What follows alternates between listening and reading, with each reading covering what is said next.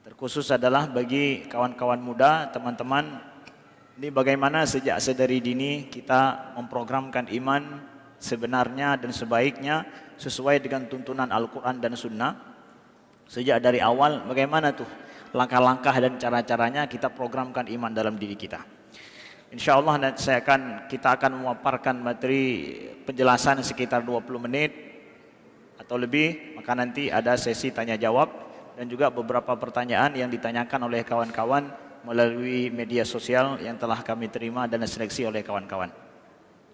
Dan mohon maaf pada pekan yang lalu, hari Jumat yang lalu kami tidak berada di tempat, sedang safari dakwah ke Lampung, jadi tidak sempat melanjutkan dan mungkin terskip satu pertemuan. Dan insya Allah mudah-mudahan tidak ada halangan apa-apa selama ada di Banda Aceh. Insya Allah kita akan melanjutkan setiap hari Jumat malam kajian kita ini. Dan saya mengajak kawan-kawan semuanya juga untuk sama-sama mari niatkan i'tikaf di masjid, sama-sama kita meniatkan untuk sholat, menunggu sholat, ya, dan juga niatkan kita buka hati kita untuk menerima pelajaran dan juga sedikit menjernihkan pikiran kita, refreshing hati kita dengan ayat-ayat Allah dan dengan sedikit pembelajaran yang mudah-mudahan berguna, bermanfaat untuk menambah dan menginstall iman kita. Malam ini kita bicara tentang gimana caranya menginstall iman kita. Installing iman, artinya bahwa saya ingin menyamakan bahwa iman itu bisa diprogram dan bisa diinstal dalam hati seseorang, bisa. Bahwa iman itu bisa dimasukkan dalam hati seseorang dan diprogramkan, bisa. Kalau boleh kita melihat pada masa Nabi dulu, ya Nabi berhadapan dengan orang-orang musyrikin yang mereka itu iman yang ada sama mereka imannya salah. Kalau iman yang ada sama mereka itu salah, maka output daripada mereka juga akan salah. Programnya rusak, maka hasilnya juga rusak. Nah, jadi oleh karena itu Nabi SAW datang mengajarkan iman yang benar itu seperti apa. Jadi ustaz, orang musyrikin dulu itu enggak punya iman. Mereka punya, tetapi salah. Persis seperti HP kita ini, dia ada operating systemnya, tapi ada operating system yang tidak benar, tidak baik. Dia tetap hidup. Orang enggak mungkin enggak punya iman, tapi kadang imannya salah. Salah imannya. Nah, maka sekarang yang kita butuhkan kawan-kawan adalah apa?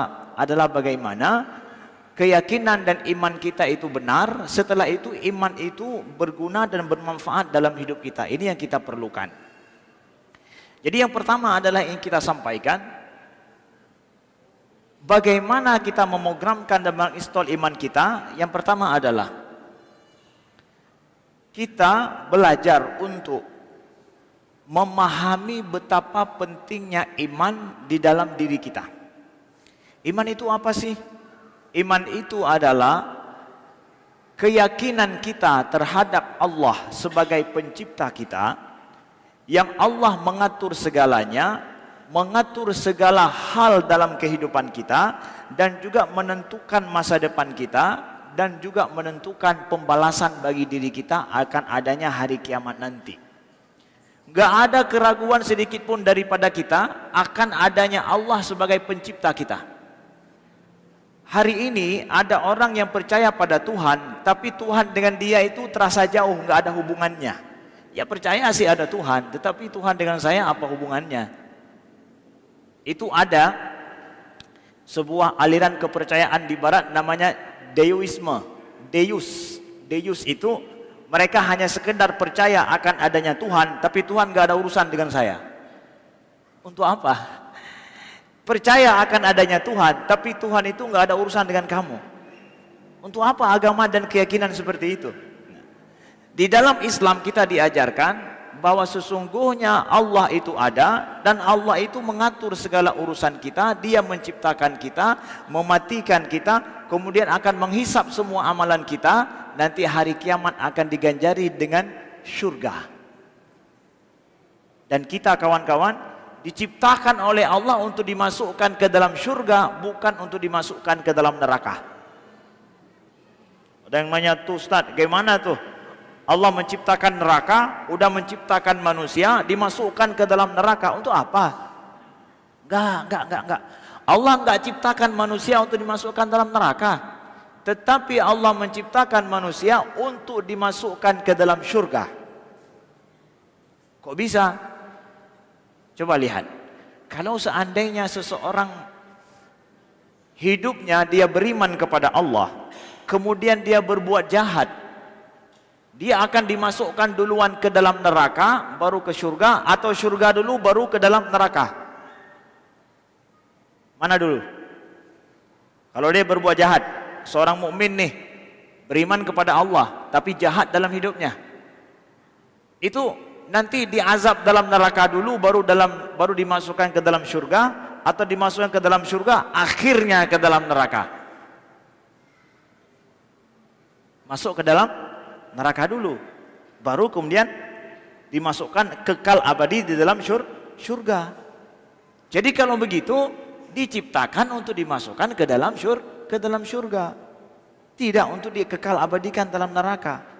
Terus siapa juga orang yang dikekalkan abadi dalam neraka? Mereka yang sampai hari ini mengingkari akan adanya Allah setelah datang kepadanya segala bukti akan adanya Tuhan. Ya, sudah datang kepadanya bukti akan adanya Tuhan, tapi dia ingkari. Bahkan dia membenci Nabi Muhammad sebagai Rasul rahmat bagi sekalian alam, dibenci. Baru beberapa hari yang lalu ada yang diskusi dengan saya, dia orang Amerika, dan dia mengajak untuk membenci Nabi Muhammad. Ya, mengajak na'udzubillah untuk membenci Nabi Muhammad. Dan dia membantah semua yang saya sampaikan sebagai ajakan untuk mencintai Rasulullah. Saya paparkan bukti-bukti. Ada di sana banyak sekali orang yang paham akan apa yang kamu ketahui tentang Nabi Muhammad. Pernah engkau belajar tentang itu? Pernah engkau kuliah khusus belajar tentang Nabi Muhammad? Belum. Jadi kenapa juga engkau menyuruh orang membenci Nabi Muhammad, sedangkan engkau enggak punya pengetahuan terhadap itu? Saya ada punya 1-2 hadis tentang ini. Saya melihat hadis itu tidak masuk akal. Gara-gara 1-2 hadis maka saya menghakimi Nabi Muhammad itu adalah seorang begini. Model seperti ini sudah dijelaskan dengan baik siapa Nabi Muhammad dengan bukti yang ada, tapi tetap tidak mau mencintai Nabi Muhammad, ya sudah. Kekufuran itu seperti itu kawan-kawan. Kekufuran itu adalah bukan enggak mengetahui, tetapi setelah mengetahui menolak, enggak mau terima yang benar. Tapi orang belum tahu, boleh jadi itu dimaafkan. Ada banyak manusia hidup di dunia ini mungkin masa zaman dulu enggak sampai padanya dakwah, enggak sampai kepadanya tentang masalah iman, sehingga mereka enggak kenal Allah karena enggak sampai kebenaran. Maka para ulama mengatakan itu ahlu fatrah, itu adalah orang yang hidup antara dua masa, atau orang yang enggak sampai kepadanya tabligh. Maka yang seperti itu boleh dimaafkan oleh Allah, enggak disiksa oleh Allah. Tapi yang parah itu adalah udah mengetahui yang benar, sudah mengetahui itu adalah ayat Tuhan, tapi diingkari dengan nyata. Nah, ini yang kufur namanya. Maka kata para ulama, kufur itu adalah penolakan. Menolak itu sudah jelas ada baru ditolak. Enggak ada yang menolak angin gitu kosong, enggak ada. Enggak, makanya itu bahaya. Penolakan terhadap kebenaran. Jadi kembali kepada poin pertama adalah kita gimana menginstal iman dalam diri kita, itu adalah dengan cara meyakini Allah sebagai pencipta kita, enggak ada keraguan, semua kesempurnaan itu adalah milik Allah. Enggak ada ragu sedikit pun bahwa kita adalah belong to Allah. Saya ini dan semua yang ada dalam jagat raya ini itu semua punya Allah. Dan ada urusan antara saya dengan Allah. Bukan enggak ada hubungan saya dengan Allah. Satu. Yang kedua adalah perbanyaklah untuk mencari tanda-tanda ayat Allah di dalam kehidupan. Ada ayat dalam surah Al-Hajj Allah sebutkan, afalam yasiru fil ardi fatakuna lahum qulubun ya'qiluna biha aw adhanun yubsiruna biha fa innaha la ta'mal absar walakin ta'mal qulubul lati fis sudur. Ya. Afalam yasiru fil ardi, kenapa mereka enggak jalan-jalan di atas permukaan bumi? Ayo pergi jalan-jalan, traveling di atas muka bumi ini, kata Allah. Fatakuna lahum qulubun, maka dengan itu mereka memiliki hati, qulubun yaqiluna biha, yang berpikir. Nah ini kawan-kawan penting nih. Ini filosofi Al-Quran. Jadi traveling di atas muka bumi, pergi naik gunung, pergi ke laut, main ski di laut silahkan ya. Kemudian juga main kemana-mana aja, naik gunung, arung sungai, pergi. Gak ada masalah, pergi ke luar negeri. Setiap tahun sekali pergi keluar, lihat alam yang gak pernah kita lihat di alam tempat kita. Ya pergi. Tapi dengan satu catatan. Ada engkau pergi membawa hati. Bukan pergi cuma bawa uang. Fatakuna lahum qulub, bawa hatimu ketika engkau pergi. Untuk apa saya bawa hati saya? Yaqiluna biha, engkau dengan hati itu engkau berpikir. Ustaz, kita berpikir pakai hati atau pakai akal, Ustaz? Disinilah perbedaan logika iman dengan logika non-iman. Orang yang hanya memakai otaknya saja, maka enggak sampai kepada hatinya. Sehebat dia berpikir, enggak sampai kepada iman, kepada menjadi seorang hamba Tuhan. Padahal ilmunya luar biasa, logikanya kuat sekali, tapi kenapa enggak beriman? Karena dia hanya memakai berpikir, hanya baru tahap pertama sampai otak saja, belum sampai ke hati. Al-Quran memakai kata-kata berpikir itu bukan fungsi otak, tapi fungsi hati. Makanya kawan-kawan pernah melihat kondisi begini. Kadang secara logika iya, tapi hati kita nggak terima. Ada kan? Iya sih, secara logika, tetapi hati nggak terima. Hati nggak tenang, hati nggak nyaman. Tapi kalau dilogis-logiskan, iya juga. Tapi hati nggak tenang, nggak bisa ditipu hati ini. Betapapun kita sembunyikan kejadian dalam hidup itu, tapi nggak sanggup hati ini. Nah itu. Bahwa di dalam Islam, berpikir yang paling real yang menghasilkan iman pada saat orang menimbang dengan hatinya. Nah itu dia. Maka kamu ingin menambah imanmu, ingin install iman kita dengan baik, maka lihat traveling di alam, lihat di alam ini, banyaklah melihat apa saja yang ada di alam ini, pengalaman hidup cari, tapi bawa hatimu. Dengan hati engkau cari pelajaran hidup itu. Karena sesungguhnya kata Allah, la ta'mal absar, masalahnya bukan mata yang buta, tetapi ta'mal qulubul lati fis sudur, tetapi yang buta itu adalah hatimu yang ada di dadamu, kata Allah. Jangan engkau buta hati. Jangan buta hati, kata Allah. Kalau hatimu buta, udah tuh nggak ada fungsi apa-apa. Kebenaran sekalipun nggak akan berfungsi. Kenapa? Engkau hatimu buta. Kalau masalah buta mata itu mudah.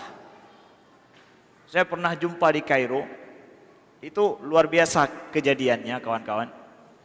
Saya sedang nulis tesis master saya tentang seorang filosof, Bertrand Russell, seorang filosof dari Inggris.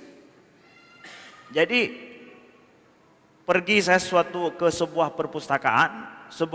Setelah pulang dari pustaka, nyebrang jalan, saya jumpa seorang buta. Dia mau nyebrang jalan, saya ajak untuk nyebrang jalan. Ya. Saya bantu untuk nyebrang jalan, boleh katanya. Kamu siapa? Saya bilang saya orang Mesir. Enggak mungkin, logat kamu itu bukan orang Mesir. Saya tawa-tawa. Oh gitu ya. Tahu kamu ya saya bukan orang Mesir. Iyalah, logat kamu itu bukan orang Mesir. Ya. Ngapain kamu di sini? Saya bilang saya sedang mempersiapkan tesis saya. Apa yang kamu tulis tentang Bertrand Russell? Waduh, itu berat. Iya berat. Memangnya kamu tahu, saya tanya tentang itu. Oh ya, saya baca banyak bukunya. Oh ya, dia buta. Dia bilang sudah baca banyak bukunya. Lalu dia sebutkan satu permasalahan yang saya nggak pernah tahu tentang itu. Itu ada dalam buku Bertrand Russell. Apa masalahnya? Dia ceritakan masalahnya. Terkejut saya. Ini bukan masalah buta mata. Ya, sama sekali buta mata itu nggak masalah. Kalau hati itu hidup. Makanya Allah sampaikan fa innaha la ta'mal absar. Masalahnya bukan pada mata buta. Fa innaha ta'mal qulubul lati fis sudur. Tapi sesungguhnya yang buta itu adalah hati. Kalau udah buta hati, udah tuh masalah iman enggak akan berguna, enggak akan berfungsi kawan-kawan. Maka untuk install iman kita itu ketika dalam pengalaman hidup buka hati kita, buka hati kita. Terima hati. Hati itu enggak bisa ditipu siapapun. Gak akan bisa ditipu. Maka buka hati. Hari ini kita belajar bukan cuma kita berpikir dengan akal-akal bahkan ngakal-ngakalin gitu ya. Tapi akhirnya adalah hati. Dan hati itulah logika iman, akalnya iman. Itu Al-Quran katakan seperti itu. Ketika Nabi Muhammad SAW mendakwahkan pertama tentang akidah tauhid di Mekah kepada orang-orang Quraisy, Allah turunkan ayat dalam surat Al-Baqarah 165 kalau saya tidak salah. Wa ilahukum ilahu wahid la ilaha illa huwar rahmanur rahim. Itu ayatnya. Dan Tuhan kalian adalah Tuhan yang satu. Ar-Rahmanur Rahim. La ilaha illa huwa. Tidak ada Tuhan selainnya. Ar-Rahman dan Rahim, yang maha pengasih lagi maha penyayang. Itu kan akidah dasar Islam kan? Tuhan kalian wahai manusia, Tuhan yang satu, tidak ada Tuhan selainnya, dan dialah yang maha pengasih lagi maha penyayang. Didengar sama orang musyrikin. Apakah cukup manusia yang banyak ini Tuhan mereka satu? Cukup enggak? Itu pertanyaan mereka kepada Nabi Muhammad. Wahai Muhammad, engkau katakan Tuhan satu. Iya, ini manusia banyak sekali. Cukup enggak Tuhan itu? Cukup enggak satu Tuhan untuk manusia yang banyak? Loh, kok bertanya begitu mereka? Karena mereka sudah terbiasa dalam hidup mereka mempercayai Tuhan yang banyak.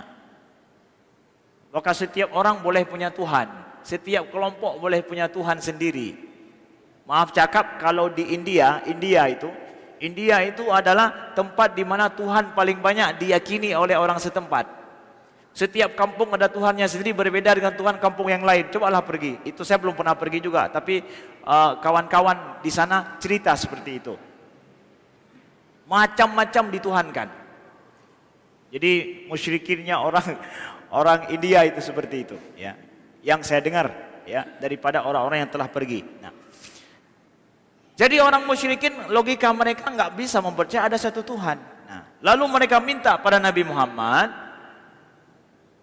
coba kalau betul Tuhan engkau itu adalah Tuhan yang satu, wahai Muhammad, coba jadikan Safa dan Marwah itu minta sama Tuhanmu jadi emas. Ya, kalau betul Tuhanmu itu yang satu itu, coba minta sama Tuhanmu Safa dan Marwah, dua gunung itu jadi emas, bisa nggak? Challenge, ya. Mereka men-challenge Nabi Muhammad SAW. Ini urusan iman. Iman itu perlu ada tanda, bukti. Cari bukti akan adanya Tuhan. Lalu bagaimana? Nabi diam. Lalu Allah turunkan ayat setelahnya. Nah, makanya kita baca terus, dalam satu kali baca itu kejadiannya seperti itu. Wa ilahukum ilahu wahid la ilaha illahu ar-rahmanur rahim. Setelah itu ayatnya apa? Inna fi khalqis samawati wal ardi wa ikhtilafil laili wan nahar والفلك التي تجري في البحر بما ينفع الناس وما أنزل الله من السماء من ماء فأحيا به الأرض بعد موتها وبث فيها من كل دابة وتصريف الرياح والسحاب المسخر بين السماء والأرض لآيات لقوم يعقلون. Mereka minta dua gunung itu menjadi emas, Allah jawab ayatnya ini. Kalian mau dua gunung itu jadi emas? Oh nggak perlu itu ayatnya. Sebagai buktinya apa juga? Nah buktinya adalah bahwa Allah Tuhan yang satu itu adalah Tuhan yang benar. Buktinya adalah inna fi khalqis samawati wal ard, sesungguhnya pada penciptaan langit dan bumi, wakhtilafil laili wan nahar, berputarnya atau berbedanya siang dan malam. Ya. Kemudian adanya setelah berputar siang dan malam, kemudian adanya air yang diturunkan daripada langit yang menghidupkan segala yang mati, yang menjadikan kebutuhan hidup kita itu ada. Dan setelah itu binatang-binatang yang berbagai macam yang ditebarkan di atas muka bumi. Dan kemudian ada awan yang dikendalikan antara bumi dan langit. Itu semua ada ayat-ayat tanda kekuasaan Allah bagi mereka yang berakal, kata Allah, mau berpikir. Mereka minta emas, gunung emas, Allah jawab dengan itu. Jadi kira-kira sebanding enggak melihat gunung jadi emas dengan melihat hujan turun dari langit? Sama enggak takjub kita? Sama enggak kita takjub melihat gunung ini jadi emas dengan hujan turun dari langit, awan berpindah-pindah, wa tasrifir riyah, sama itu, sama. Itu ada tanda-tanda kekuasaan Allah. Tapi saya nggak merasa takjub, Ustaz, lihat hujan turun dari langit, kemudian lihat awan yang berpindah, ya. Nggak ada manusia yang mengatur, Allah semua yang ngatur itu. Tapi saya nggak takjub. Kenapa? Kalau lihat gunung tiba-tiba jadi emas takjub, ini nggak takjub. Kenapa? Karena ini suatu hal yang biasa menurut kita. Padahal itu adalah semua hal yang tidak biasa, luar biasa yang terjadi. Maka Allah nggak kabulkan permintaan mereka. Justru Allah ajak untuk engkau berpikir dulu di situ. Lihat kepada binatang-binatang melata yang Allah tebarkan di atas muka bumi. Maka hari ini kawan-kawan yang dimuliakan Allah, kadang kalau kita suruh cari tanda-tanda iman kita sama orang-orang yang, maaf kawan-kawan, mungkin ada nonton National Geographic ya, bagaimana ditampakkan dalam video-video itu keajaiban makhluk-makhluk Tuhan. Luar biasa. Yang padahal itu sebenarnya itu adalah perbuatan kita orang mukmin itu. Allah sudah suruh cari binatang melata ditebarkan di atas bumi, engkau teliti itu. Engkau akan lihat ada apa di sana. Itu perbuatan kita loh orang mukmin, bukan orang kafir. Tapi Ustaz, orang itu lebih dulu meneliti itu. Kenapa enggak jadi muslim dia, enggak beriman pada Tuhan? Sekali lagi jawabannya apa? Jangan engkau bawa logika ini aja, hatimu engkau bawa. Kalau cuma bawa kamera doang, enggak bawa hati, ya udah, enggak akan menjadikan mukmin. Hanya sekedar kamera aja di depan, di belakangnya enggak ada apa-apa, kosong. Bawa hatimu. Tahun 2016, ketika saya di Swiss, itu PBB buat salah satu konferensi internasional tentang burung yang hidup di daerah tropis. Jadi pakar-pakar burung dari areal tropis itu diundang seluruh dunia. Dari Indonesia ada beberapa orang yang datang. Dan kebetulan alhamdulillah jumpa dengan kami, duduk diskusi tentang masalah burung, dia cerita tentang masalah burung. Dan dia katakan bahwa, Ustaz, profesor-profesor ahli burung itu banyak sekali yang ateis. Tetapi walau mereka nggak percaya pada Tuhan, mereka semua merasa takjub, kok bisa begitu ya burung itu. Siapa yang mengajarkan dia? Ajaib sekali. Dan mustahil mereka kalau kita katakan nggak apa namanya nggak mampu mengakui akan adanya Tuhan. Sebenarnya mereka mengakui, tahu akan ada Tuhan pencipta itu. Dan saya, kata dia seorang muslim, bertambah iman saya justru kayak belajar tentang burung, Ustaz. Dia betul-betul asik belajar tentang burung karena dia melihat kekuasaan Tuhan yang ajaib sekali di situ pada burung itu. Justru di situ ibadah saya semakin nyaman, Ustaz. Kenapa? Saya lihat langsung itu, ajaib sekali tentang burung, Ustaz. Banyak orang yang tidak tahu tentang burung. Itu dia. Ya. Inilah cara bagaimana iman itu kuat dan meresap kuat dalam hati kita. Maka kita orang yang sudah beriman disuruh oleh Allah untuk beriman lagi gitu. Emangnya kita udah beriman disuruh beriman, Ustaz? Iya, dalam Al-Quran begitu. Dalam surah An-Nisa Allah sebutkan, ya ayyuhalladzina amanu aminu billahi wa rasulih. Wahai orang-orang yang beriman, berimanlah kepada Allah dan Rasulnya. Loh, kok orang udah beriman disuruh beriman? Ayo beriman, tambah iman kita, perkuat iman kita dengan apa? Ya dengan begitu. Bukan banyak mendiskusikan hal-hal yang tidak perlu, tapi cari ayat-ayat Allah dalam kehidupan ini. Nah, itu mungkin sebagai pembuka daripada saya. Apabila ada pertanyaan daripada kawan-kawan yang berhadir, ya, maka kami persilakan. Sebelum kami jawab yang sudah masuk di ininya.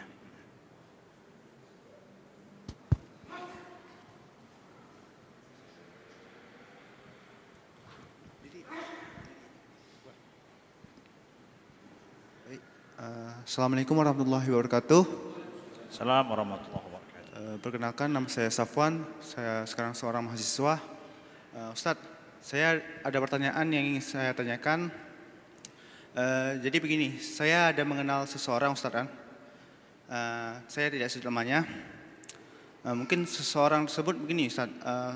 Kita katakan keadaannya itu dia beriman, tapi bahasanya dia masih mencari jati dirinya, Ustadz. Gitu.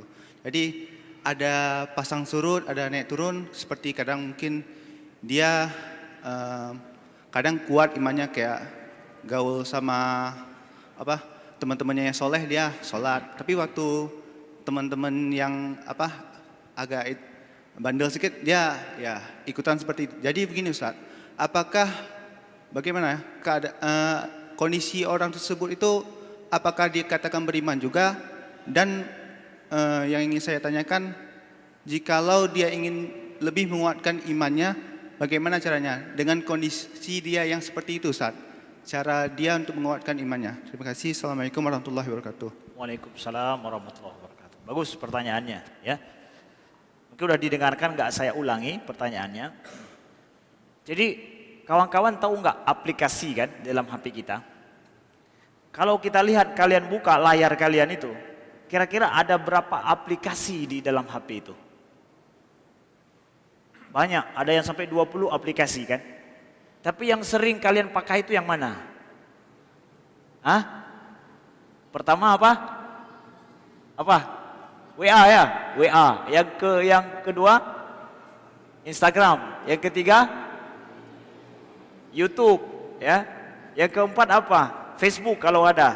Kemudian mungkin BSI, ya, BSI. Nah, tapi yang kalian punya di sini ada 20.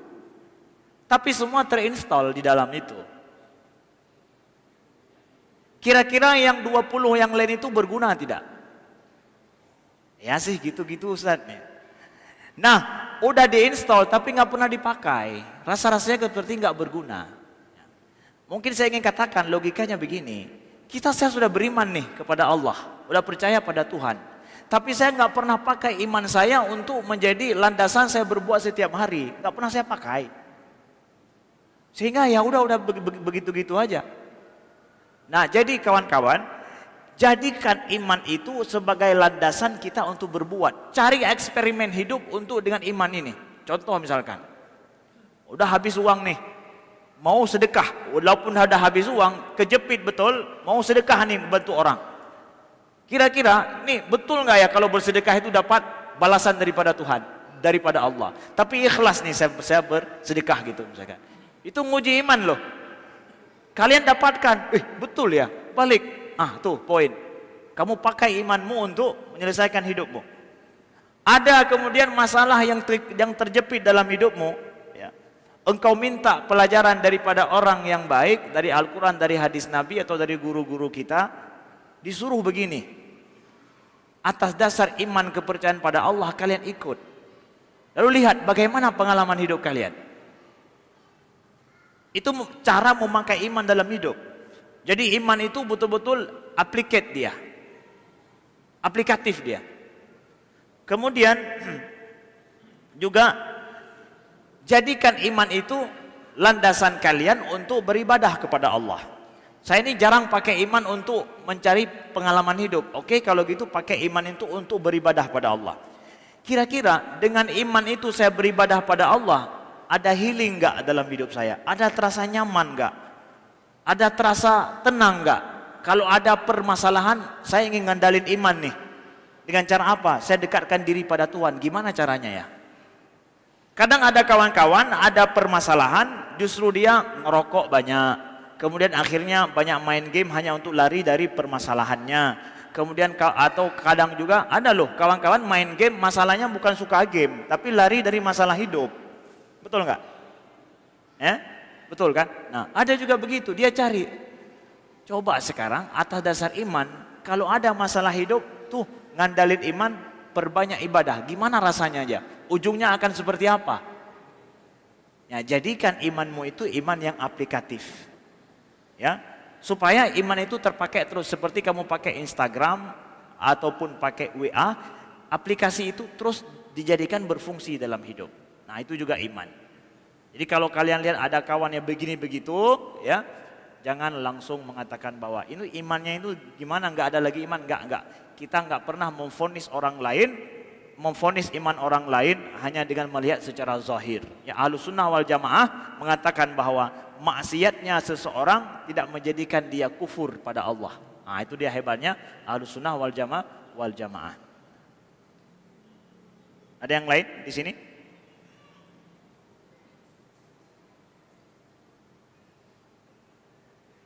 Baik, kalau tidak ada saya bacakan. Satu lagi silakan. Ada mic-nya, tolong diusahakan mic. Halo? Mic satu lagi.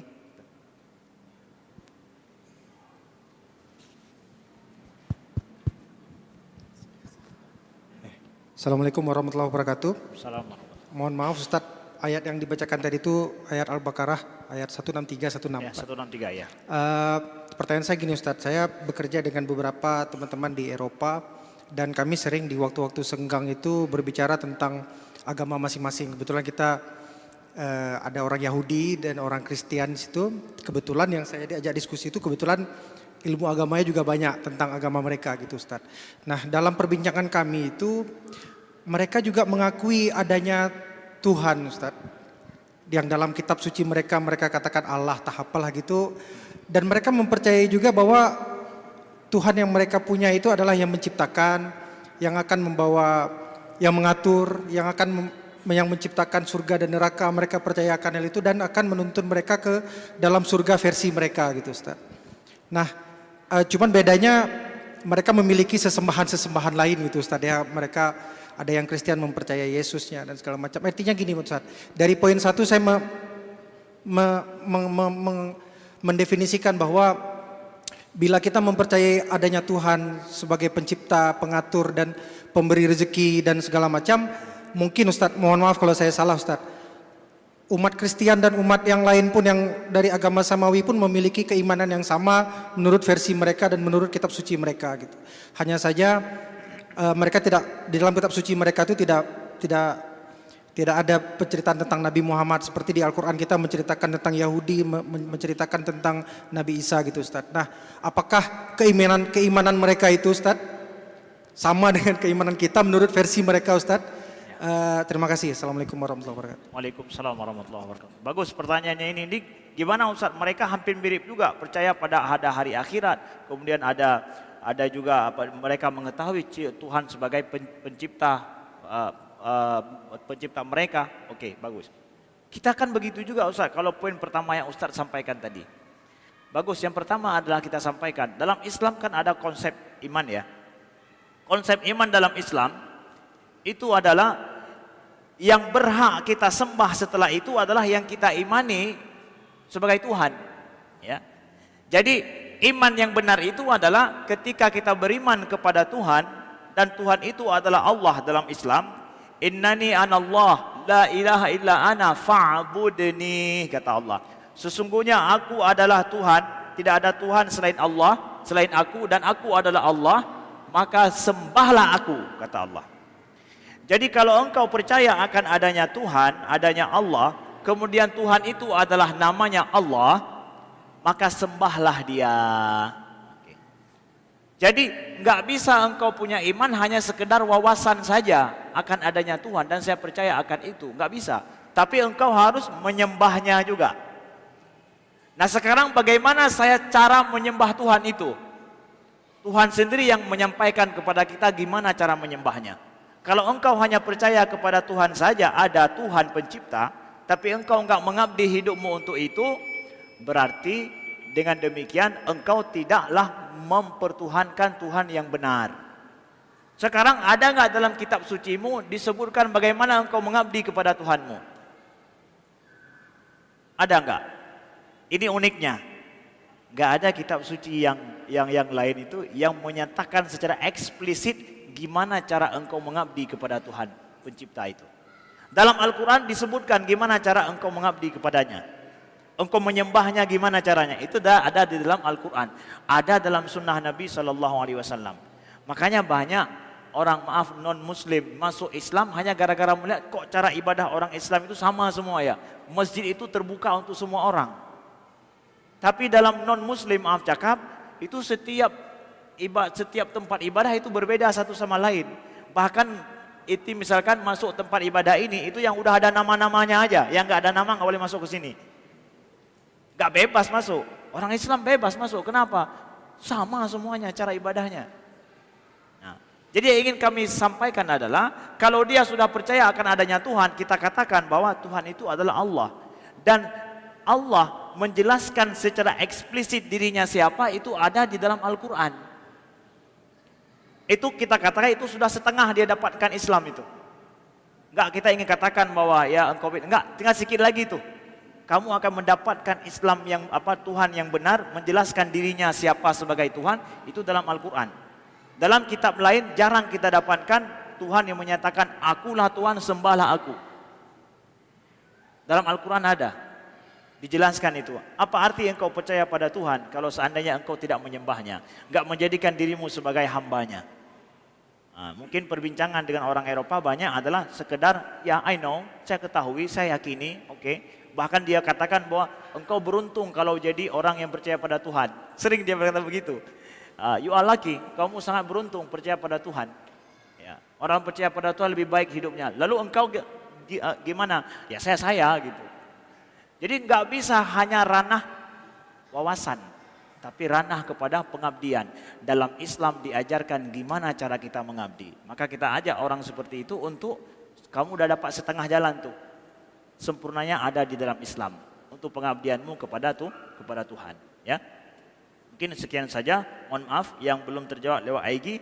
Minggu depan saya akan memulai dengan menjawab pertanyaan yang sudah ada, baru kita masuk dalam materi yang selanjutnya. Sekian, terima kasih. Aku qouli hadza wa astaghfirullah li wa lakum. Wassalamualaikum warahmatullahi wabarakatuh.